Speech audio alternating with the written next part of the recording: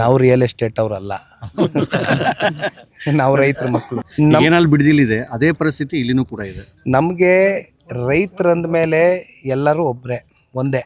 ಆ ಭಾಗ ಈ ಭಾಗ ಅಂತಕ್ಕಂಥ ಡಿಫ್ರೆನ್ಸಿಯೇಷನ್ ಇಲ್ಲ. ಹಾಗಾಗಿ ಇಲ್ಲಿ ರೈತರು ಕೆಲವೊಂದಷ್ಟು ವಿಚಾರಗಳು ನನ್ನ ಗಮನಕ್ಕೆ ಅಂತ ತಗೊಂಬಂದಿದ್ದಾರೆ. ನಾನು ಕೂಡ ಹಿಂದೆನೂ ಇದೆಲ್ಲ ವಿಚಾರಗಳು ತಗೊಂಡು ಅರ್ಥ ಮಾಡ್ಕೊಂಡಿದ್ದೀನಿ.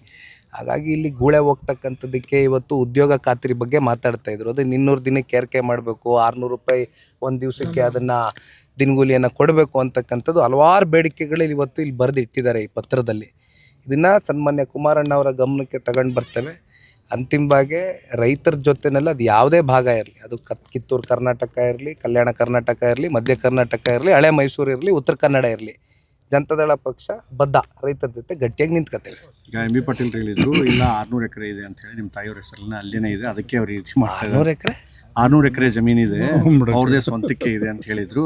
ಅದಕ್ಕೆ ನೀವು ಕೂಡ ರಿಯಾಕ್ಟ್ ಮಾಡಿದ್ರು, ಬಿಡದಿಲ್ಲ ಅಲ್ಲೇ ನಿಮ್ಮದೇ ಇದೆ ಅಂತ ಹೇಳಿ. ಅದಕ್ಕೆ ಅಷ್ಟಿದೆ ಎಷ್ಟಿದೆ ಸರ್ ಅಂತ ಇದೆಯಾ, ಅದ್ರ ಸೊಬ್ಬನೇ ಈ ರೀತಿ ಹೋರಾಟ ಮಾಡ್ತಾ ಇದ್ರೆ ಅಂತ. ನಾನು ಇದನ್ನು ಬಿಡದಿನಲ್ಲೇ ಮಾತಾಡಿದ್ದೀನಿ.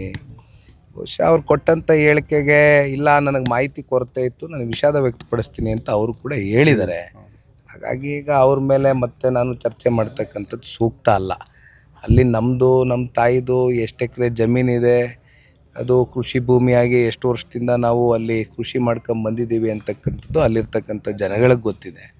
ಹಾಗಾಗಿ ಅದಕ್ಕೆ ಮತ್ತೆ KIDB ಸಚಿವರು ಅವ್ರ ಇನ್ಫಾರ್ಮೇಷನ್ ಇತ್ತಾ ಅಥವಾ ಇದೇನಾದರೂ ಇಲ್ವಾ ಅಂತ ಸರ್ ಅಷ್ಟೇ. ಮಿಸ್ಇನ್ಫಾರ್ಮೇಷನ್ನು ನನಗಾಗಿದೆ, ನಾನು ವಿಷಾದ ವ್ಯಕ್ತಪಡಿಸ್ತದೇನೋ 100 ಎಕರೆ ಅಂದಿದ್ರು. 100 ಎಕರೆ ಅಲ್ಲಪ್ಪ, ಇರೋದು 36 ಎಕರೆ ಇದೆ. ಅದು ಇವತ್ತಿಂದ ಅಲ್ಲ, ಹಲವಾರು ದಶಕಗಳಿಂದ ತಗೊಂಡಿರ್ತಕ್ಕಂಥದ್ದು. ಇನ್ಫ್ಯಾಕ್ಟ್ ನಮ್ಮ ತಂದೆಯವ್ರ ತಲೆಯಲ್ಲಿ ಕೋವಿಡ್ ಬಂದಂಥ ಸಂದರ್ಭದಲ್ಲಿ ಒಂದು ಡೈರಿ ಮಾಡಬೇಕು, ಯಾಕೆಂದರೆ ಅಲ್ಲಿ ಹೈನುಗಾರಿಕೆ ಭಾಳ ಹೆಚ್ಚಾಗಿ ನಡೀತದೆ. ಅಲ್ಲಿರ್ತಕ್ಕಂಥವ್ರಿಗೆ ಅನುಕೂಲ ಆಗಬೇಕು ರೈತರಿಗೆ ಅನ್ನೋದು, ಒಂದು ಡೈರಿ ಮಾಡಬೇಕು ಅನ್ನೋದು, ಒಂದು ಡೈರಿ ಪ್ರಾಡಕ್ಟ್ ಮಾಡಬೇಕು, ಅದರಲ್ಲಿ ಬರ್ತಕ್ಕಂಥ ಬೈ ಪ್ರಾಡಕ್ಟ್ಸ್ ಮಾಡಬೇಕು ಅನ್ನೋದು. ಉದಾಹರಣೆಗೆ ಹೆರಿಟೇಜು ಇವೆಲ್ಲ ನೀವು ನೋಡ್ಬೋದು. ಆ ರೀತಿ ಮಾಡಬೇಕು ಅಂತ ಒಂದು ಮಿಷಿನ್ರಿನೂ ಕೂಡ ಖರೀದಿ ಮಾಡಿದ್ವಿ ಕೋವಿಡ್ ಟೈಮಲ್ಲಿ.